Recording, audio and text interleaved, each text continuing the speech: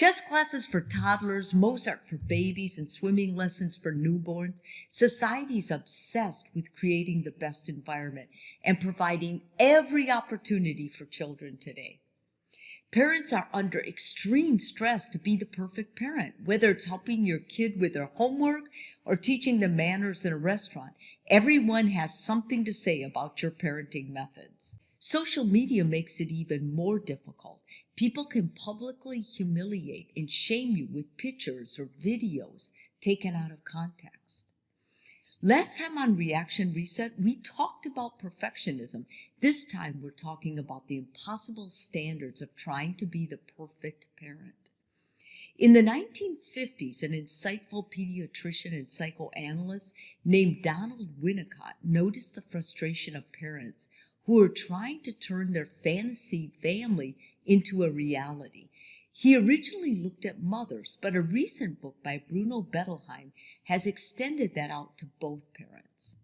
Winnicott established a new mindset called the good enough parent to help parents cope with their own imperfections and free themselves of the constant barrage of guilt. Children don't need a perfect or ideal parent, Winnicott said, but a good enough parent.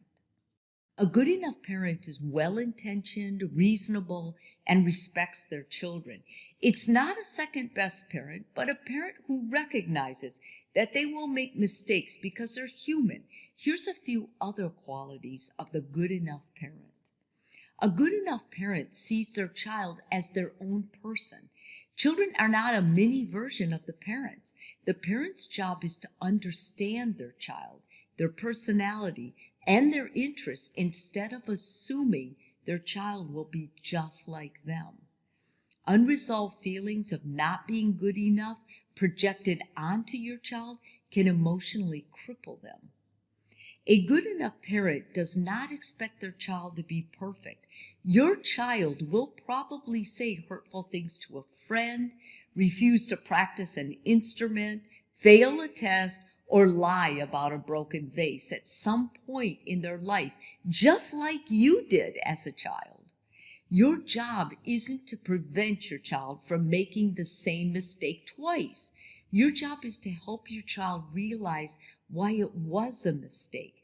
As a parent, you should be encouraging a moral compass, not encouraging perfectionism.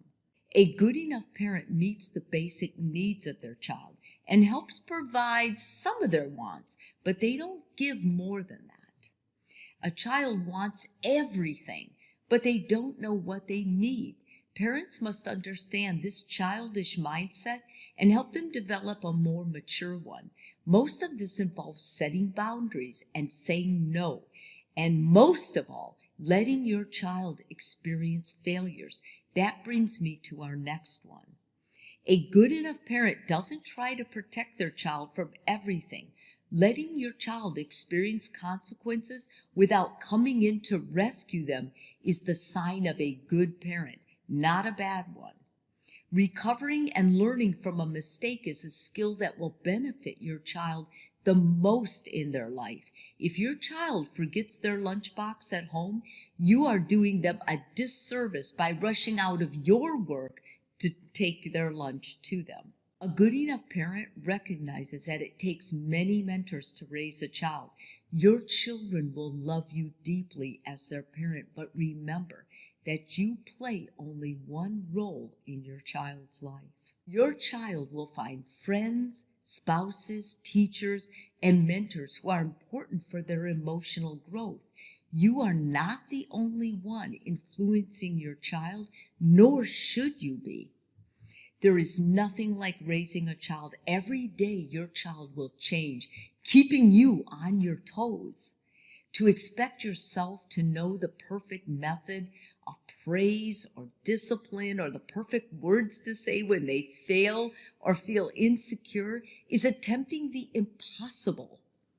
You will make mistakes. Don't beat yourself up when you do. You are the most important role model for your child, meaning they will learn how to handle anxiety and failure from watching you. Show them that adults make mistakes too. Remember, change your reaction, change your world.